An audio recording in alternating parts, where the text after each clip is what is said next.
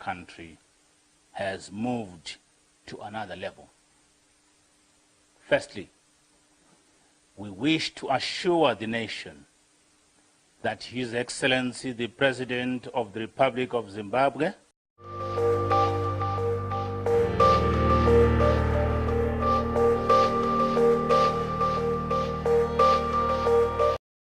Zimbabwe military takes over the country, says President Mugabe is safe.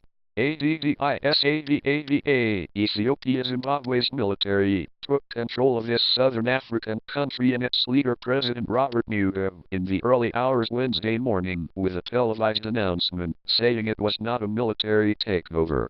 Despite the assurances, the events bore all the hallmarks of a coup, with military vehicles stationed around the capital, the army taking over the television station and a uniformed general issuing a statement. The move, by Army Commander General Constantino Chiwenga, came as the struggle over who will succeed the country's increasingly frail 93-year-old leader came to a head. Mugabe has ruled since he led the country to independence from white minority rule in 1980. We wish to make it abundantly clear that this is not a military takeover, said the statement read by Major General Sibusiso Moyo. We are only targeting criminals around him who are committing crimes that are causing social and economic suffering in the country. The fate of Mugabe and his wife, 53-year-old Grace Mugabe, who increasingly looked set to succeed him, was unclear, but they appeared to be in military custody. Mugabe and his family are safe and sound and their security is guaranteed, said Moyo. Mugabe's offices had a tank blocking the road in front of it and large numbers of soldiers milling around. Overnight, witnesses reported tanks and soldiers moving around the city along with sounds of gunfire and explosions. By morning, soldiers in armored vehicles controlled major intersections near government buildings. In Harar's central business district, all seemed normal by midday, with itinerant vendors taking advantage of the many closed businesses to sell their wares at intersections. The uniformed police and plainclothes agents normally stationed around the Parliament building could be seen sitting on the ground, surrounded by armed soldiers.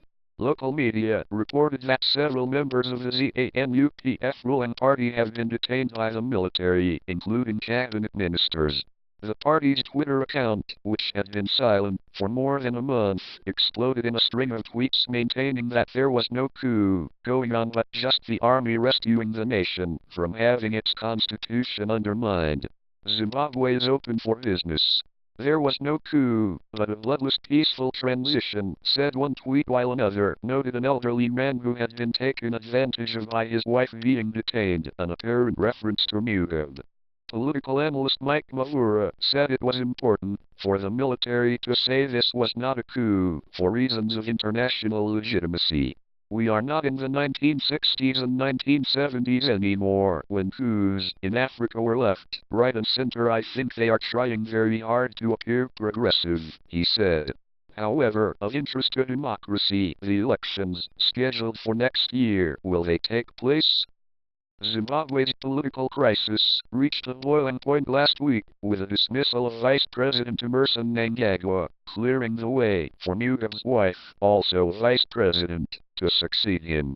Mugabe told supporters he had dismissed Mnangagwa for disloyalty and disrespect, as well as using witchcraft to take power. The move exacerbated divisions in the ruling ZANU-PF party, where the youth faction is firmly on Grace's side, while the older veterans of the struggle against white rule look to Mnangagwa.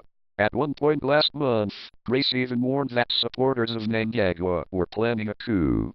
Mnangagwa, who fled to neighboring South Africa, has strong support with the military, and on Monday Army head Chiwenga threatened to step in to stop the purge of Mnangagwa's supporters. The party's website reported that Mnangagwa was back in the country and would be taking over leadership of the party. Political commentator Maxwell Songwin said the military will likely try to pressure Mugabe to step down in favor of Mnangagwa as acting president. But this plan may not pan out, as Mugabe might resist this. So the whole thing may be messy, he warned. Once a wealthy breadbasket for the whole region, Zimbabwe's economy, and especially the prosperous agriculture sector, has suffered in recent years. The currency has collapsed, and at one point the country was experiencing devastating hyperinflation. Mugabe's rule has been blamed by critics for the economic decline. In its statement, the army said it was pacifying a degenerating political, social, and economic situation in our country.